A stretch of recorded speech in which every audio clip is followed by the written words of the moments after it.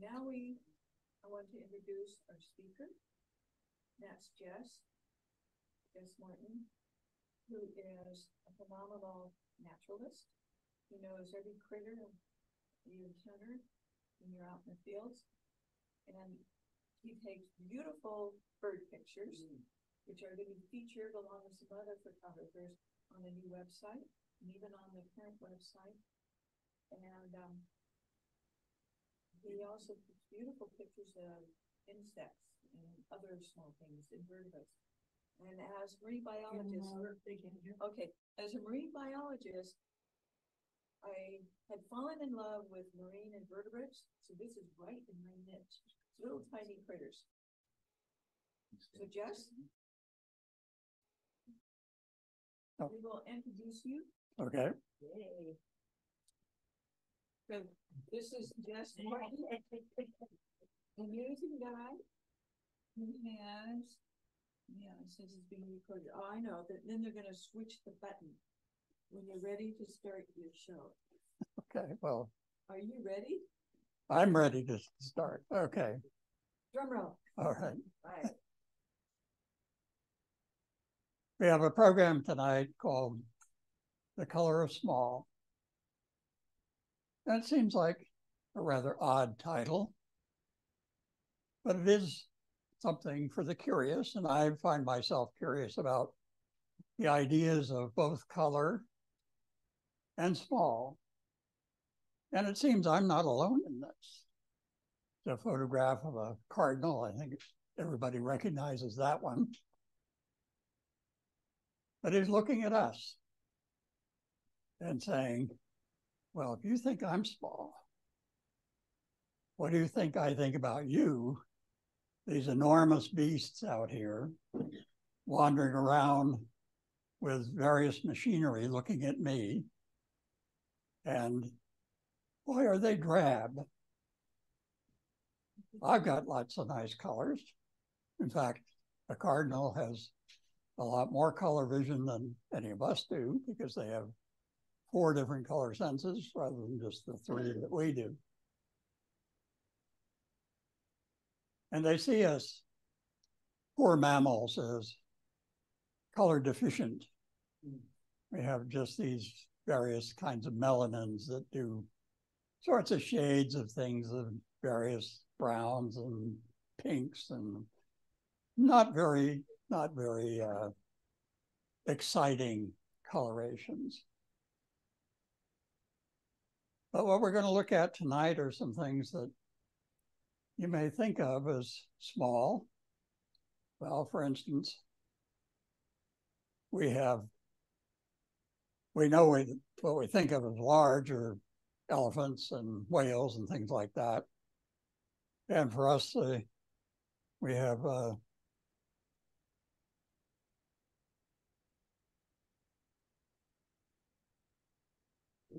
this is not advancing here. Can we put a light on, Jeff? Just put it down there in the middle of the Yes, I was hitting down arrow.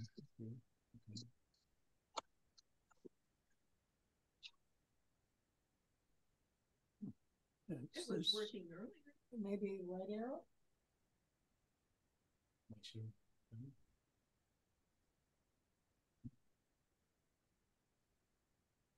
Oh. Junk in the way here.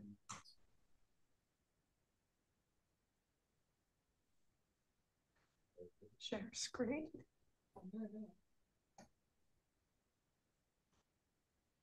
Well, it worked perfect. Half an hour. Does that count? Hi, Elizabeth. She's in Colorado.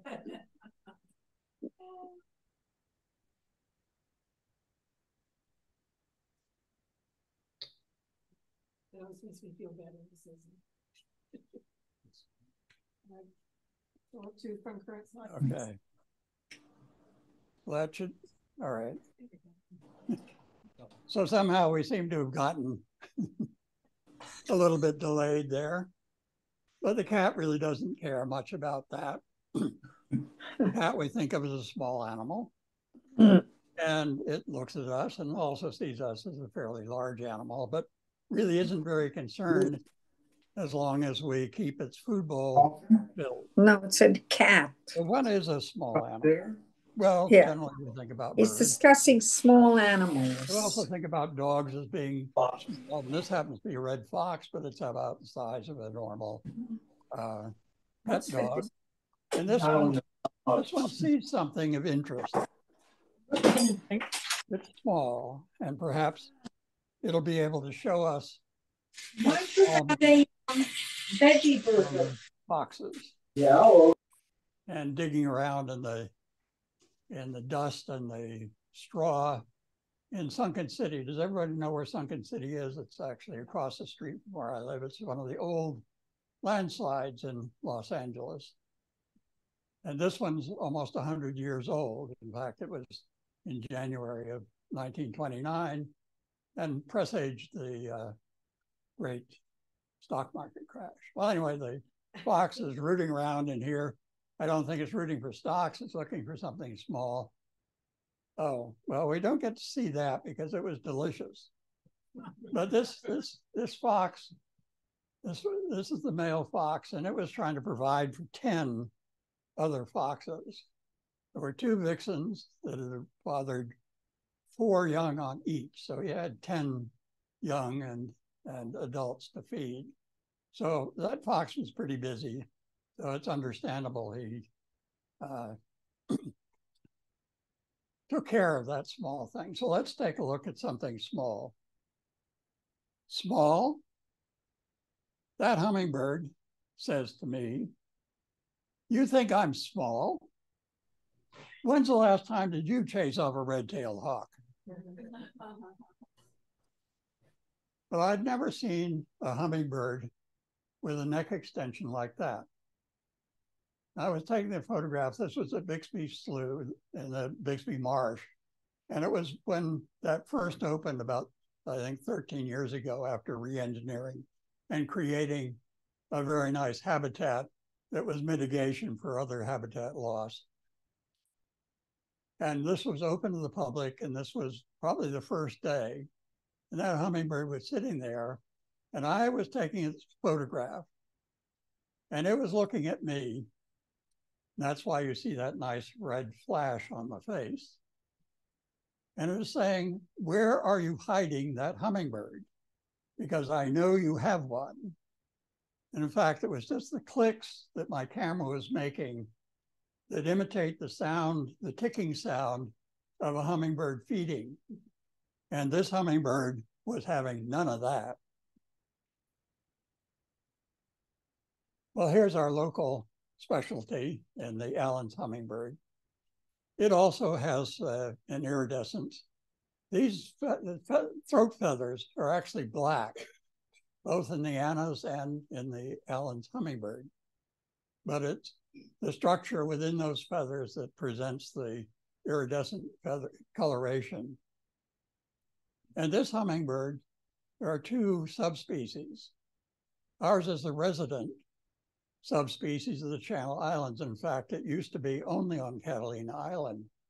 And it wasn't until the mid-1960s that Shirley Wells found the first nest on the Palos Verdes Peninsula. And since then, these birds have taken over. They're now the most common hummingbird throughout Los Angeles and spread wide beyond the county.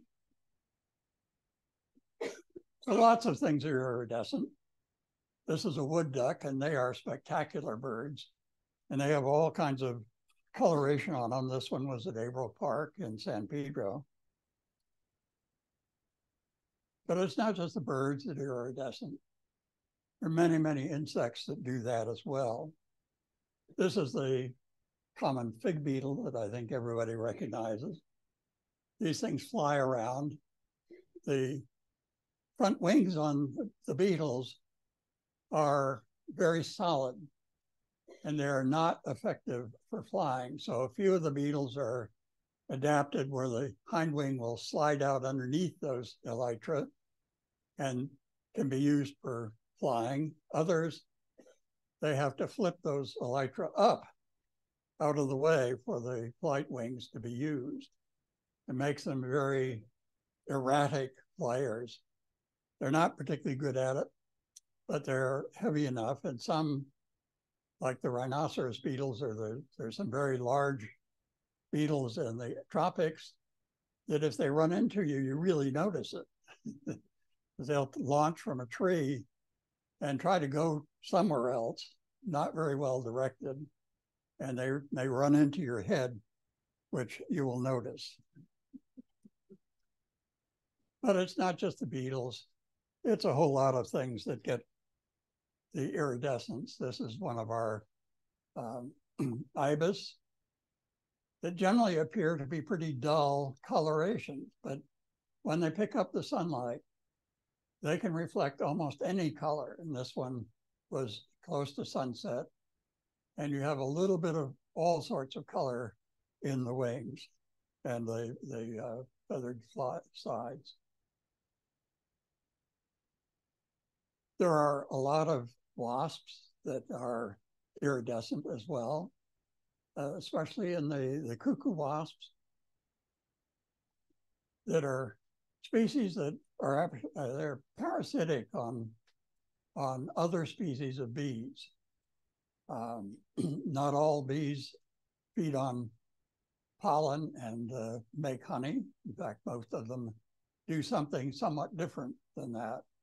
But there are whole families of these wasps and bees that are hyperparasites. They simply go in, either they kill off the larva or the eggs of the intended source of food, where a bee has collected pollen, made a pollen ball, and laid an egg on it, and set it in its burrow and hidden away somewhere. And these cuckoo bees come in and they find that, and they appropriate the food storage that's there.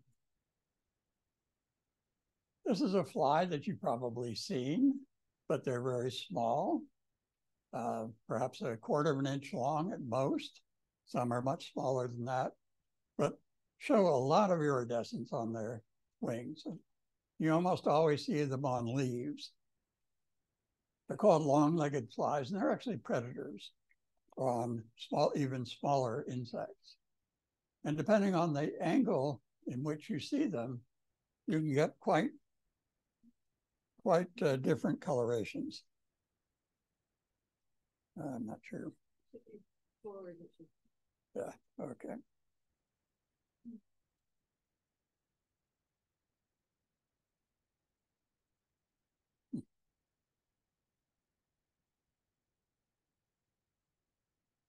Pressing the wrong keys here.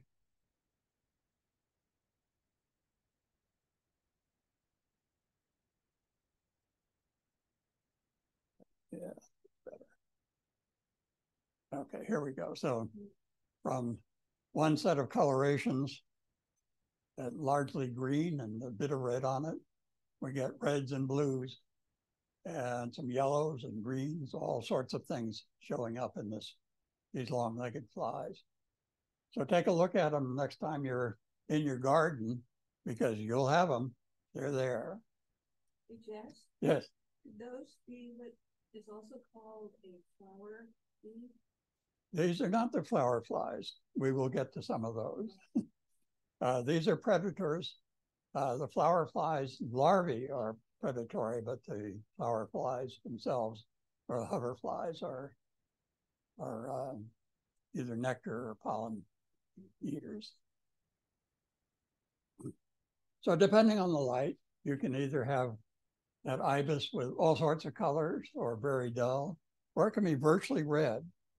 And lots of things are red, as you know. The cardinal was certainly one of them.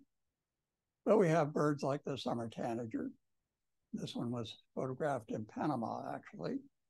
And a group of us are going to Panama in the end of October. And if anybody's interested in joining, we have a couple of spots available, October 20th to 30th.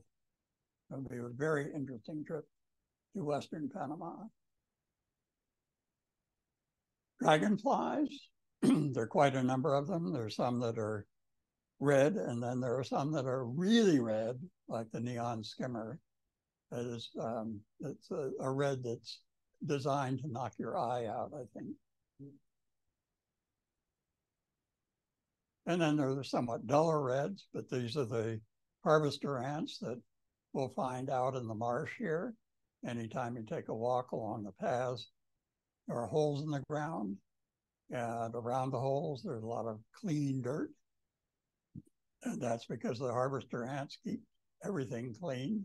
They pick up seeds and bits of vegetation and occasional bits of other things, but they live underground in very large colonies, like many of the higher, I guess what calls higher Hymenoptera in the ants, and especially in the bees. There are large colonies with sometimes very specialized castes within that particular species. One red insect that I think everybody knows is the lady beetle, but there are lots of them. This is the spotless lady beetle. But if you start counting spots, you'll see that there's quite a variety of these things.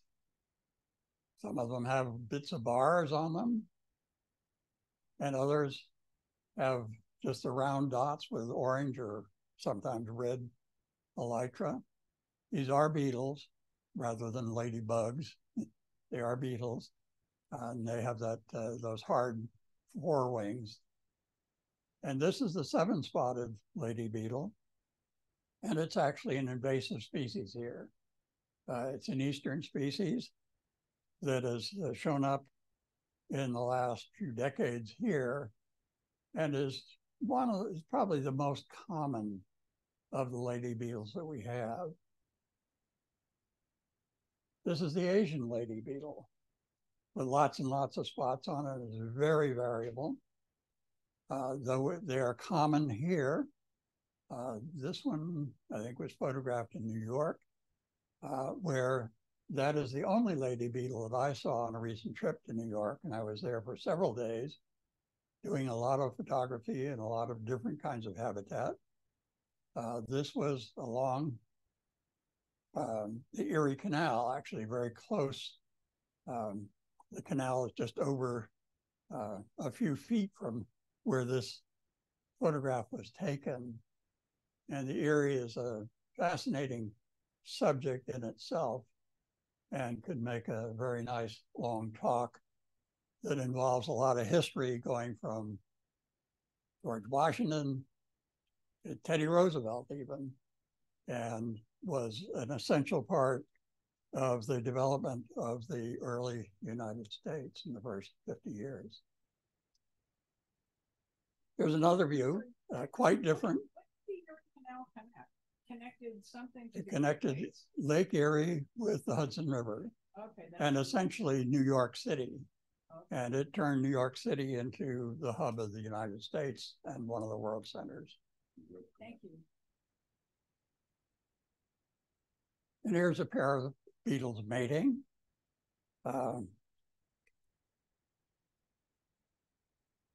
And these are all also Asian lady beetles. And some are mostly black. This is there's a group called twice-stabbed lady beetles, and it's those two red spots on a black body. But a lot of these photographs really are intended to show how the colors work, in my mind, with nature, as opposed to really how the colors work in what one might consider the mind of a beetle itself. And what do they see in terms of their habitat, where we get down to looking at detail, because they have to deal with that very small, for us, kind of habitat, microhabitat really, of parts of plants, parts of the environment that we barely consider. And here's the larva for an Asian lady beetle. This was taken locally, I think, in my yard, out front of my apartment building. Red and black. Most of the lady beetle larvae are these wandering predators that feed on aphids. Most of the ones that we see here are more a purplish and orange color. The Asian are simply black and orange. And it's the arrangement of the red coloration that determines the species. And one can't always tell. These all, like insects, they have 3 pairs of legs. You can see the clawed legs on the front there. And many larvae of insects have special prolegs that are built into them that serve other purposes.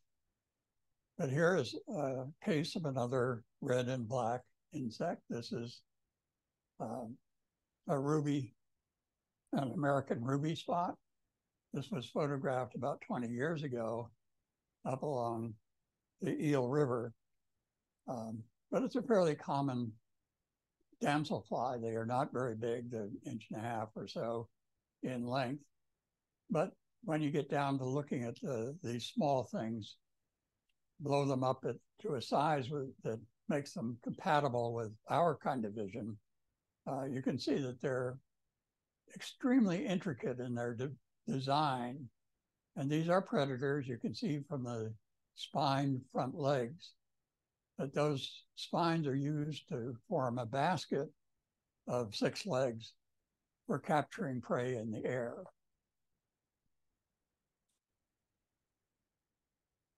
But then we have nice red and black birds here, and this would be a special bird for us, certainly. This is a scarlet tanager, and we do get scarlet tanagers here, but usually they're a fall coloration and do not look like this. But if we get one in spring, that's what you could get. Another red and black bird. This one we've got, the red-winged blackbird, taking a disdainful look at me as I take its photograph and questioning, well, what is that thing over there going to do, and do I need to pay attention to it? Very often they decide they don't need to do much about it, but they will take off anyway and go somewhere else and attend to other business because they knew they had an appointment just down the road that they had forgotten about, and all of a sudden it was time to get there. The orioles are also very colorful. This is our hooded oriole. And here's a bird that has been expanding its range northward. I think when we started birding 50 years ago, the Los Angeles really was the very northern spot for finding the hooded orioles. And that was only because there were some palm trees here. Now there are lots of palm trees elsewhere in Southern California, and they're pretty common throughout Southern California. This one happened to be in the courtyard in the apartment building where I'm living. And there was a nest in a tree very close to this. Unfortunately, crows found that nest eventually. But the orioles will build underneath a leaf, a little basket, and try to keep their eggs safe and out of sight. But the crows are very inquisitive. So somehow I've been leaving butterflies out of this, and we can't do that. This is a Gulf fritillary, and they're very interesting in that the silver color on the underside of the wing and that bright orange that they have, you would think that this would show up when it flies around. But actually what you see in flight is a very dark butterfly. It almost looks black. You don't see that white spot on the underside, white series of spots. And you don't really see the reflection off this the orange scales of the wings. But it is a common butterfly. And it goes through typical life cycle of butterflies and many other insect groups. That egg in the upper left, I had a passion flower vine in my front yard, which was not the usual one. And I would see Gulf fritillary females come in attempting to lay an egg on it. The brain of the butterfly knew that it was passion flower, but when it attempted to lay an egg, the sensors in the ovipositor said, no, no, no, not here. And that is the only egg I ever managed to see one of the Gulf fritillaries lay. And then the larvae are these things that, if you want to find one, get a 5-year-old and take them out to a passion flower vine and have the young eyes look through, because they'll find it faster than you do. When it pupates, it makes this very odd shaped thing, and the whole family of nymphalids make similarly shaped pupae when they go through their full metamorphosis. And you would wonder, why would anything look like that? Because it seems difficult to do. You kind of see where the wings are going to come out. You see where the main body is and the head hanging down and all that, but still, until you look at the passion flower vine and the curled up dead leaves that are hanging from the passion flower vine, and that's what they look like. So this pupa is very well camouflaged, because a lot of the coloration that animals use is for camouflage. And even when you think they're extremely colorful, they still, in one way or another, blend into the background. Because what we see is not necessarily what their predators see. And so they need to be patterned in a way that the things that might eat them won't see them. This is a tiny beetle, a couple of millimeters, maybe 3 millimeters long, less than 1/8 of an inch. And it is a seed beetle. It's an acacia seed beetle. So the larva of this feeds on an acacia seed. You know, the size of an acacia seed is not very big. And here's a small damselfly. This is an eastern forktail. And this is another photograph from the New York area when I was back there. But they're really pretty animals. And you can see what, even though that is what we would consider a small animal, how much smaller the prey is. So that prey item, whatever it was, looked at this enormous dragonfly coming for it and realized it was in big trouble, even though it's minuscule in our eyes.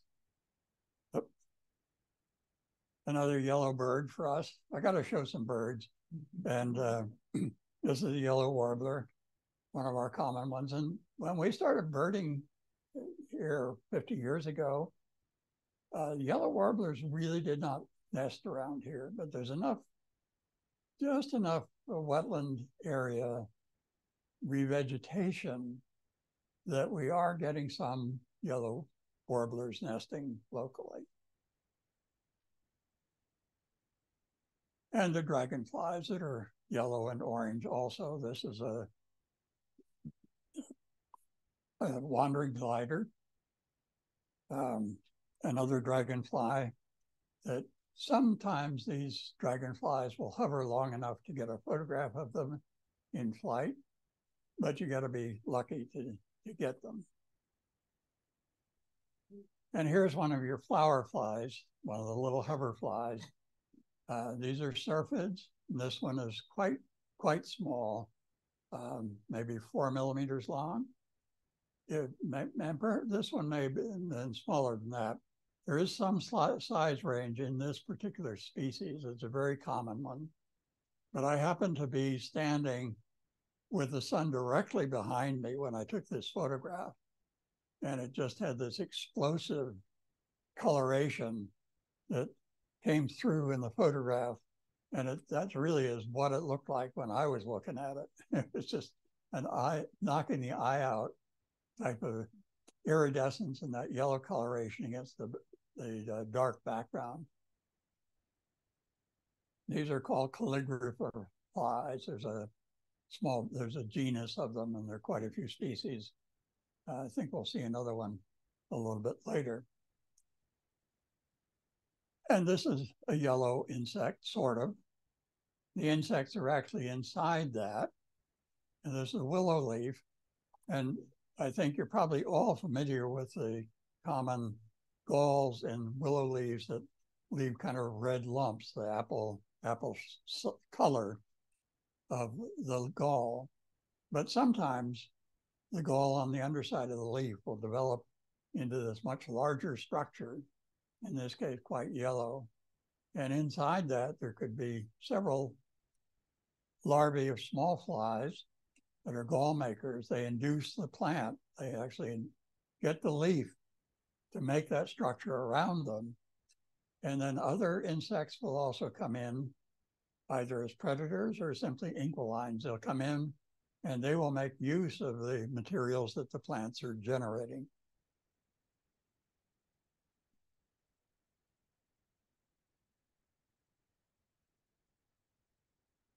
Well, I have to talk about spiders too, and I won't say too much about it because next month is Kim Moore and she's going to be talking about spiders too. But since spiders were the first thing I started looking at when I got interested in natural history, we've got to have some. And this one is a very common species. This is one of the Neoscona, this this is a spotted orb weaver. And it's relative, the western spotted orb weaver, which does not have as many spines on it. In fact, the body itself is virtually spineless and a much more colorful animal. That's the one that builds the web right in front of your front door when you walk out and you run into the spider. It's their cousin, probably not this one. But I found that this year, this particular species seems to be more common than I've found it usually in the past. But it is a very interesting spider, and we look at those and say, well, they're upside down. And I have seen pictures where people draw them with the head upwards, but the spider never does that. They will walk around on the web and sometimes have, if they're walking up the web, the head will be pointed up. Their normal behavior is to have head down. And some spiders are very well hidden when they're back in the vegetation. This is a small crab spider. You can kind of see why it's called a crab spider. Those front two pairs of front legs are much longer than the hind two pairs. And they are used for grasping prey. And even we have trouble seeing them in those flowers. I noticed them, but many people just walk by and would not see the spider at all. And if the spider is actually in the center of the flower, it's going to be harder to see because of the breakup of the patterning on that spider. There are several species, lots of species of crab spiders that adopt colors similar to the flowers that they use. And then there are some others, like this praying mantis that is at the South Coast Botanic Garden right now. I photographed this a couple of weeks ago, 10 days ago or something. And there were a lot of praying mantises in the garden. I'd not seen that before. They seem to be abundant right now.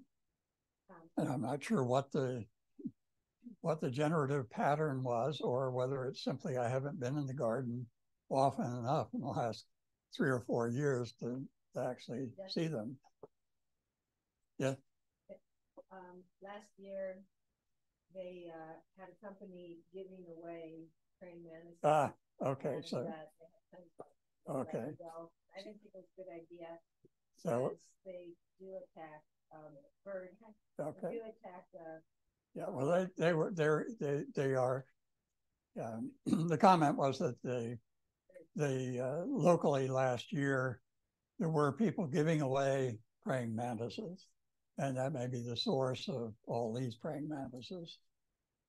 They are indiscriminate hunters, but most of these are moderately small. There are species that are several inches tall. This is about an inch and a half or 2 inches long, so it would not be a threat to probably not even a hummingbird. And the hummingbird certainly is not going to go to a cassia like that. But what was flying around these caches were cloudless sulfur butterflies, which are these large, bright yellow butterflies that we have. And the caterpillars of those use the cassia for food. I don't have a photograph in this slideshow of the caterpillar, but it is yellow with little bits of bands on it. A very beautiful caterpillar, but blends in very nicely with the flowers of the cassia. Well, a lot of green colors too in the birds. This is another Panamanian bird that we're going to go see. This is the female of the red-legged honeycreeper. The male is spectacular in its own right, but the female's she does well, I think, all on her own. And then we have some other green birds. This is well, it was originally when we first found it, the canary-winged parakeet. I think it's white-winged parakeet these days. Which one is it? Anyway, this has become a very common parrot, as many other species have within the Los Angeles basin. But they are recent imports. And the first nest of these was found just 50 years ago this year, 50 years, or in spring 50 years ago at Point Fermin up in a palm tree. Shirley Wells and I were over there and we spotted this bird going into a nest, and it was the first record for these birds in the Los Angeles basin.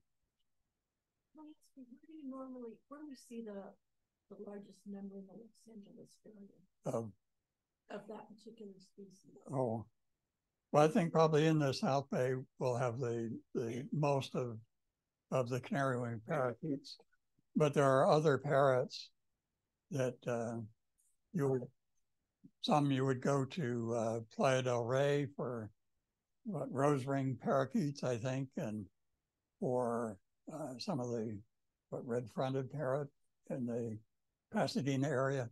Anyway, the look on eBird, you'll find them. This is a rather unpleasant-looking caterpillar and quite large. It was a good 3.5 inches long.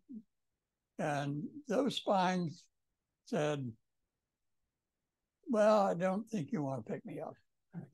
And I didn't, I must say, I did not. But this is the caterpillar for the Eo moth, which is one of the very big silk moths, very beautiful moth. And these silk moths are very interesting in that, like many insects many insects, they divide their lives into 2 different phases. The egg hatches into a caterpillar, and that's the growth phase. That's where they grow. They transform themselves into a pupa, which in a sense is a monstrous egg, multicellular egg, and out of it comes the reproductive adult. With the silk moths, the adults are only interested in reproduction. They have nothing to do with eating. They're done with that. They did all the eating they needed to do as a caterpillar. And they just mate and typically have very short lives as flying adults. Pardon? Is there any animal that would try or eat that caterpillar? Oh, yes. Everything has its predator. But I think not the larger. What you will find on things like this is that there are predatory or parasitoids that will either deposit eggs on something that the caterpillar will eat or directly attach the egg to the caterpillar or insert it inside.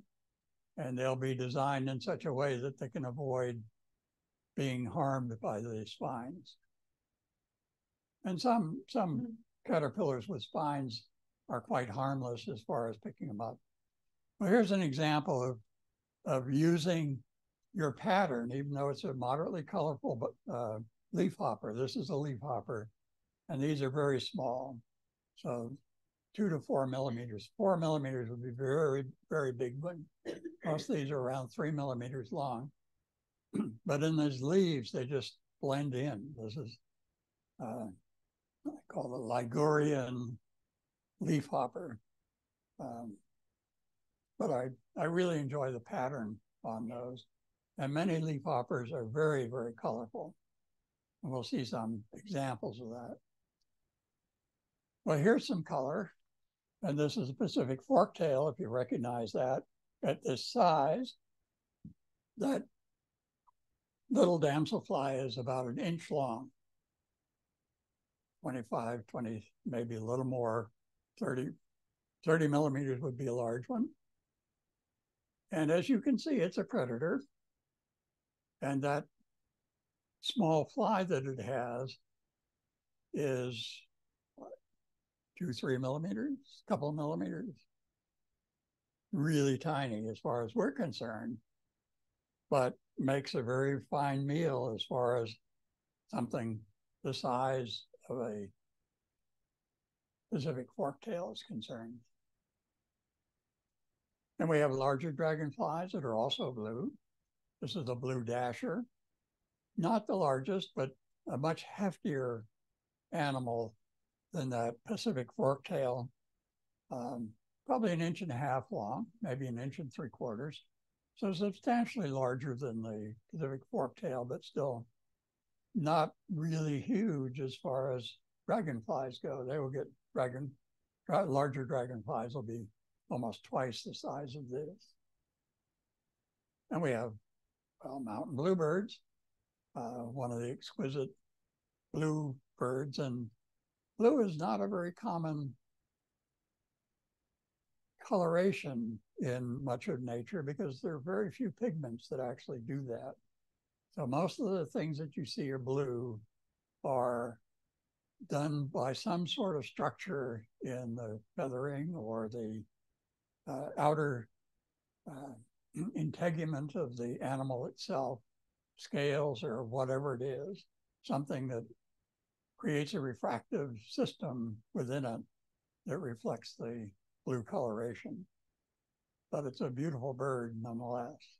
However it gets its color is just fine with me. And in many species, like this, I think the amount of coloration that they have is very attractive to the opposite sex. So you'll see very strong patterns in many things that you would say, well, that really doesn't make a whole lot of sense. But somehow between attracting the opposite sex and avoiding predators by having a pattern of the coloration that even though it's very evident for us to see it, may not be so evident when it's the potential predator that is concerned. And that's really what counts, not what we see. Here's another one of those little leaf hoppers, is a fairly common one, blue and gold leaf hopper. But again, they're very small, as you can see from the size of that leaf. That's not a terribly big leaf, but it dwarfs the leaf hopper itself. And the leaf hopper is a true bug in that it has a piercing mouth part that goes into the surface of the leaf and it takes various fluids out of the leaves. And in large numbers, leafhoppers can do quite a bit of damage. But for the most part, we don't see leafhoppers in those numbers. Well, I have to talk about blue butterflies, I'm sure, because this is a land of two species of endangered blue butterflies. And this is the Palos Verdes blue butterfly, photographed this year.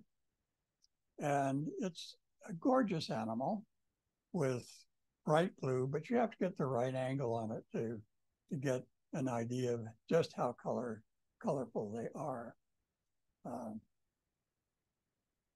This actually is a female with quite a bit of brown edging on the wings. And it's interesting that this butterfly was always very scarce. And it's a butterfly that our chapter had something to do with finding it, because we formed our first butterfly survey in 1982 looking for Palos Verdes blue butterflies, and we found several new locations.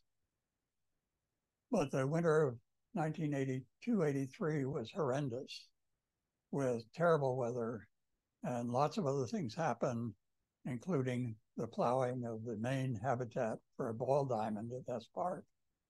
And in 1983, all of the sites that we had found or knew about were gone.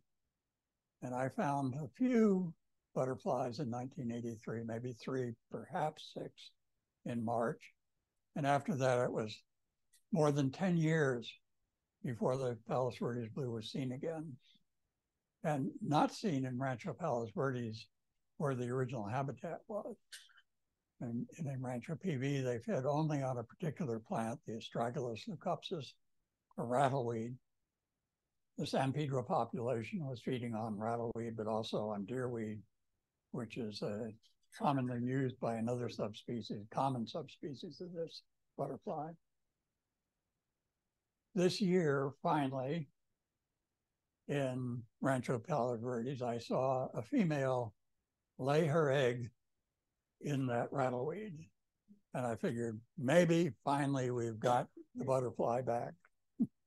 The Land Conservancy is doing a marvelous job at creating habitat for these butterflies, and maybe we'll be able to preserve them.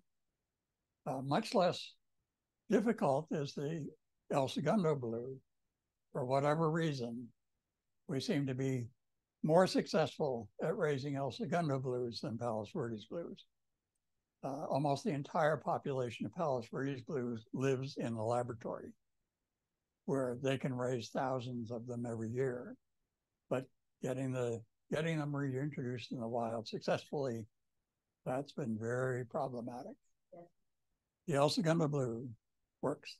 Yeah. Is that because the secret buckwheat is more common, has more flowers in that? No, I don't think so. I think there is a little something different. These have similar habits in that both of these butterflies spend virtually all of their life around a particular plant. So this butterfly here is unlikely to fly more than 30 or 40 feet from this buckwheat. And it is one particular kind of buckwheat that it requires. Nectar's on it, mates on it, lays its eggs on it, the larvae feed on it, the larvae pupate in the ground underneath the plant, and virtually the same thing happens with the Palos Verdes blue. Same cycle, but for whatever reason, we're much more successful with these. And I don't think anybody can really say what it is. There's something about the difference and our local habitats that just makes one relatively easy, the other very difficult. Well, I don't know if you know this news, Jack. The Fish and Wildlife Service, the U.S. Fish and Wildlife Service, considers the El Segundo blue the species, the endangered species that you get the most bang for the buck. And they're supporting a lot of projects all along the coastline. Okay, and points out that the Fish and Wildlife Service considers that money spent on the El Segundo blue restoration projects is more well spent than for any other of the endangered species. So here's another blue. These are two beetles, small beetles. This was at Malibu Creek State Park. Gorgeous animal, but you have to look around for these things. But once you find them, they're mind-blowing as to what they are and what they do. And most of these insects, people really don't know a great deal about what they do, what their life cycle is. Well, here's a blue jay. This is a real blue jay, not the blue jay that your neighbor talks to you about, because that's a scrub jay, or if they're in the mountains here, that's a stellar jay. True, they're jays and they're blue, but they're not blue jays. That one is. Where did you get that one? Let's see. Going the wrong way here. This one, I really forget where I took this one. It was back east, obviously. That's what I really want. But it was certainly not in California, I can tell you that. Well, here's some blue. That's ocean blue. And I got to throw a puffin in there because they're such spectacular animals.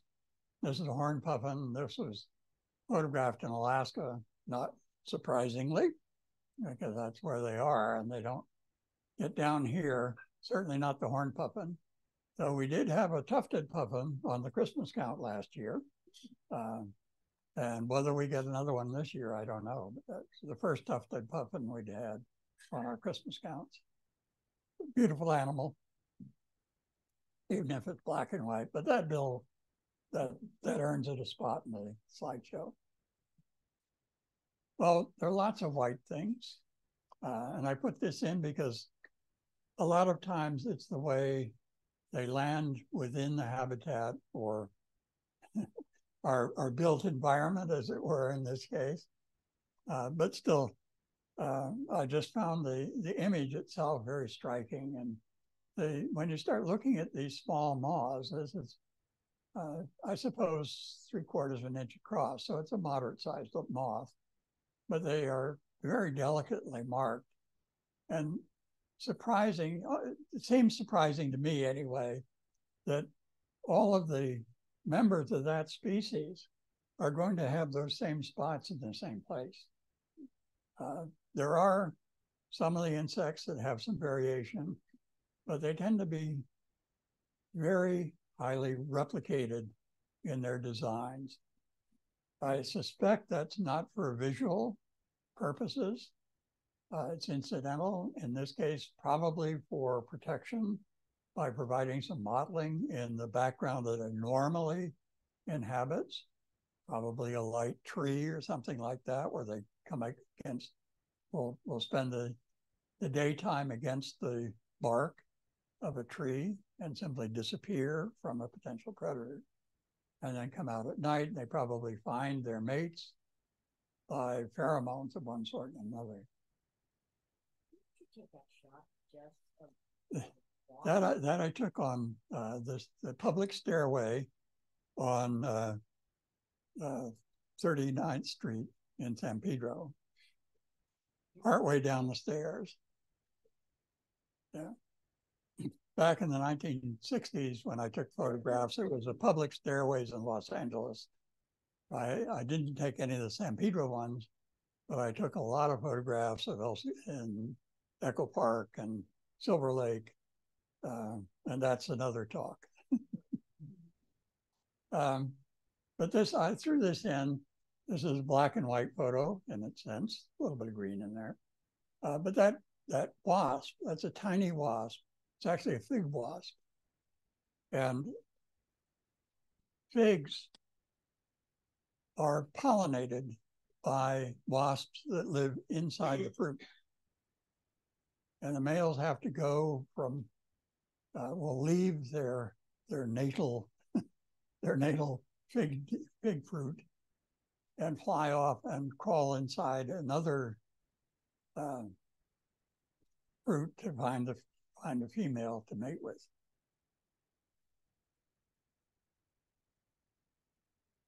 Here's another photo from that early day at Bixby Marsh. This is one of the, this is a gorgeous moth. There are a whole series of these moths that are very strongly colored, beautiful animals. Here it is on the Cyperus plant. It makes a nice photo of a bit of orange here. But you may not have seen the adult, but you will have seen the caterpillar. These are the caterpillars for that family of moths. That's the woolly bears. And the head is that black lump on the left side. Well, here's some more eyes to look at. This is the wall jumper. This was taken at Point Sherman not too long ago. Down the ground? No, it's on a wall. The wall jumpers live on walls.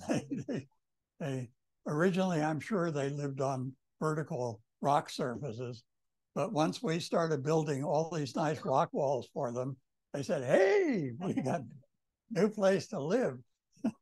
So this is a very common species as a female in this case. But they have this coloration across the front, and I will leave it to Kim next week to talk about the eyes because they are fascinating. And these animals see quite well, but they do it very differently than we do. There's another jumping spider. I like jumping spiders. They're really interesting animals. So you're going to get a few of them just to show kind of the range of color that these things can have. And of course, when you get them back in vegetation or in against the ground or something like that, this could disappear. When it's sitting on a nice bright surface, it does stand out. But like the other jumping spider there and this one also, they have these 4 front eyes, and then there are 2 pairs of eyes back on the top of the head. So there are 8 eyes. Most spiders have 8 eyes. And the green or the calycery, that's where the fangs are. This is a red jumping spider, and it's a common species that we have here, and a pretty good size. They can get up to about 3/4 of an inch long. Pardon? I missed that. How far? She said she read that people have them as pets. Oh, well, that could be. Yeah, well, I think. Maybe in a studio apartment. Well, people have all sorts of spiders as pets. Sometimes there are spiders that are quite large in the tropics that will live on a wall. They're like having geckos in that they will control all the other insects that are there. So you want that spider because it's not going to bother you, but it will take care of any of the pests that are in your kitchen. Yeah, unless you're trying to raise monarch butterflies. So yeah, well, they're happy to do that. Yes. Just get this straight. A few slides back, you did a series of photographs on stairways around LA. Yeah. Oh, thank you. Yeah, that public stairways. Public. That's where public right-of-ways where it's too steep to put a regular road, so the city built stairways instead. Oh, so they're actually publicly they're maintained by the city. Oh, okay. And these, the photographs are fabulous. I just have to ask, you have really good eyesight, right? My eyes aren't quite spot these things. Yeah, my eyes aren't what they used to be, though. He's an artist. So, Yeah. Well, I think. have a question on the spiders with the headlights. Is how I think of them. I got one in the yard. It's got a little nest on the outside of a hanging pot with. Okay, well, we can talk about that after. I think right now we'll go through these. We're getting on kind of long here, and I got a few more slides to do. So this is a hunt bumblebee. Many parts of the country, we have bumblebees that actually have red on them. None of them here in the Los Angeles Basin that I've seen anyway. And sometimes I just like the color combination of things. This is a sphinx moth caterpillar. And you can tell the sphinx moth is a little spike on the hind end there, that little black spike. So it's related to the tomato hornworm and others. And they all make sphinx moths, which are some of the larger ones are the hummingbird hawk moths that you see. And even our marine blue can be quite spectacular in the right habitat. But here's something that blends into the vegetation very nicely. It just looks like some dried up stuff. That is not the antenna on the right side of this photograph. You can see on the underside 4 little fleshy appendages. Well, those 2 that extend off the back would normally be just the same size as those 4, but they in fact are extended to make it perhaps look like the wrong end of the butterfly or wrong end of the caterpillar. The real legs are underneath that little knob that's up over the head, and the head is kind of down behind the body there. But you put that on a branch and it's going to be virtually impossible to see. Well, here's one on a branch that I was able to see, but that thing is small. That's about 3 millimeters long, a very small, 1/8 of an inch, perhaps, in length. But even though it's tiny, it is exquisite. Just an amazing animal. And they're related species that have kind of similar patterns. But again, there is a catalog you can go to at Mississippi on the moth photographer's website, and you can look at these patterns. There are thousands of these things, and they're each individual, and you can track them down. Sometimes there are lots and lots of colors on these things. This is one of our pentatomids. This is a true bugs. It's designed to feed on sap that it pierces the leaves to get, but gorgeously colored. Again, small, but still worthwhile. And this is something I came across on Toyon last year, and I've been looking for them. I see them fairly widely scattered, but never very many. And when I first saw that, I just thought of that. Take that and turn it on its so that the pointy end is up, and then blow it up into something that's maybe 3 feet wide and about 8 feet tall, and you put it on an altar, and that's your icon for whatever your new moth or leafhopper religion is, because that's one of the leafhoppers. As is this with a red and blue striped leafhopper. And I have to talk about dewdrop spiders because I did a book on it. And this is a dewdrop spider from the chelicerae, which are in that dark spot. I'm going to go up here and point it out. But this is the way, that length is what's usually used for measuring how large a spider is. In this case, it's not a very good representation of that. That may be 3 millimeters, but this could be as much as 2/3 of an inch long when it stretches out and you measure from the tip of the legs to the peak of the abdomen. But that abdomen is, you can just about see there's kind of a fuzzy side to that abdomen. It's actually tiny hairs that create that iridescent silver coloration that make it look like a dewdrop in the web. So here's what it is. And this is an interesting population because it's a spider that's widely distributed, but everywhere else it's a kleptoparasite.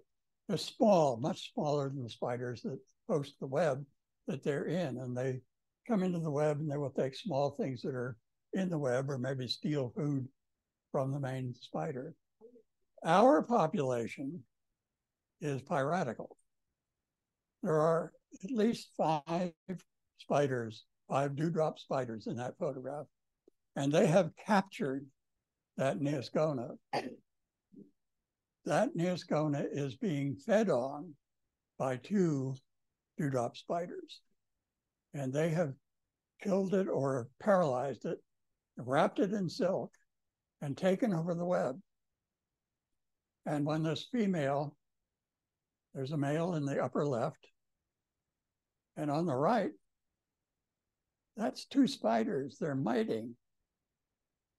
The male has a head that's got a gap built into it on the front end of it. It's like you had your forehead and you put a divot that's about 3 inches deep in your forehead. That's what that spider's done. And the female puts her chelicerae into that and it aligns them for mating. It's an astounding thing. They're delightful animals. Now, there may be other dewdrop spiders in that web. I can only count 5. But they are fascinating animals. So you're saying you took over that web from another spider who made it? That's the spider that made it. Oh, that's the spider that made it? That's the spider that made it. It's dead. Oh, so they took over? They killed that spider or paralyzed it and took over the web. So they kind of work in a group. Well, not necessarily. They are in a group here, but I see single dewdrop spiders do the same thing. And before the female actually lays her eggs, she will cut the host out of the web. Drop it on the ground. I'm done with you. Some house guests are just, they not to be. We are divorced. So this is a eucalyptus beetle. And this is one that showed up 20 years ago or something and started feeding on eucalyptus. And the eucalyptus around here have lots of other problems as well. Especially age, I think, is potentially a very big problem locally. This is another one of our hover flies. Very common. You will have seen it, but you may ignore them because they're 1/8 of an inch or so in size, but you can see that the coloration is exquisite. Lots of colors on some of the insects, but if it's in the vegetation, you can see that this will disappear to even that will disappear to our eyes. We won't see that one unless we're really looking carefully. And I'm sure that the predators have the same problem with that. Jesse, when you're looking at these insects, do you see more detail after you've looked at your photographs? Oh, sure. Absolutely. Yes, of course. Yeah, no, it really makes a difference. I've left the grasshoppers out of this too now, but this is a katydid. This is a nymphal katydid. The adults don't look like much. It is green, but the nymphs are very, very colorful. Every one of those do seem to be different, maybe a matter of age. But this one is just an exquisite one. This was photographed here at the marsh and 15 or 20 years ago, long time ago. And then when we get to Panama, when we all go to Panama, this is the red-eyed grasshopper. So you can see that these things have enormous range of color. They have indeed the entire rainbow. That's a rainbow grasshopper photographed in Arizona. They are spectacular. But the cat says, well, I only see black and white. And that grasshopper was not in my kitchen. And there's nothing in the food bowl either. I think since it's nice and sunny, I'm just going to take a nap. Thank you.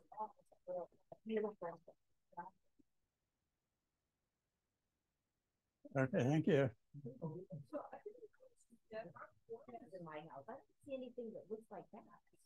I didn't see that. I mean, The houseflies are much grabber, yeah. I mean, but they're, well, all right, there are a lot of different kinds of flies. I mean, there are what 150,000 kinds of flies that are known that have names on them. There are a lot that still aren't named. Did you say that the cat sees black and white? You didn't say it. Huh? You didn't say the cats see black and white. I think most mammals are colorblind. A little bit color? Okay, well, that one was colorblind. So anyway, yeah, I think you were talking about Lucilia, which are the green bottles. So they're shiny green, and they are the larvae or dung feeders. So they're all over the place. Right? Anywhere you have dogs around, you got Lucilia. Is this their big season right now with the green bottles? Oh, they're all over. They're all over. Yeah. Yeah. Anytime I walk over, that's it. And they have a very short life cycle, so they go through many different generations each year. We have a special cat. Does this bird see color? Yes. And they can see ultraviolet light. Oh, yeah. Yeah, because they have the additional color sensor, which is beyond the ones that we have. So, I have a question. So, She loves to. if we go around in our yard and look on like I have toy on, so if I'm looking carefully at the leaves, am I going to see anything? You may. I find that particular leaf hopper, what I call it the toy-on leaf hopper, it does not have any sort of official name. I mean, it's got a scientific name, but not a common official name, at least on iNaturalist. I do not see very many of them. What you will see is something that looks like probably a bit of twig. So as you saw, it's very narrow, and the length is maybe like that. So they are hard to see. And my eye is kind of adapted to seeing the difference between a bit of twig and a leaf hopper, because the last year I've sort of been looking for leaf hoppers. I don't find them very frequently. In some places, I can remember as a kid walking through grass and the leaf hoppers are all over the place. Yeah, I was just going to say, Yeah. Very beautiful. Most of them are green, but then that red and blue. Yeah. I think there's a third color. Yeah. There's 2 or 3 of them were actually the common ones that were here. But you might see other insects. Yes. Okay, but that's what. So if we went out like a 5-year-old. That really makes it makes a huge difference. Yeah. He's got really good. Right. Now there's a. And when you start looking at something a lot, you develop a search image for that. Yep. Jess has officially honed his skills on search image for insects and arachnids and whatever else. Well, it's similar. You know, we're trained to see motion and see birds. Most people walk right by them and never. That's right. Yeah, You just train yourself to see them. Yeah, you see what you look for. You really look. Yeah. Thanks. I've noticed this. I have a yard full of, Shall we think we're done, or? Well, there's some good conversation going on. Okay. Well, yeah, as long as it's being picked up. Like a chat. Yeah, I was looking for it. Oh, okay.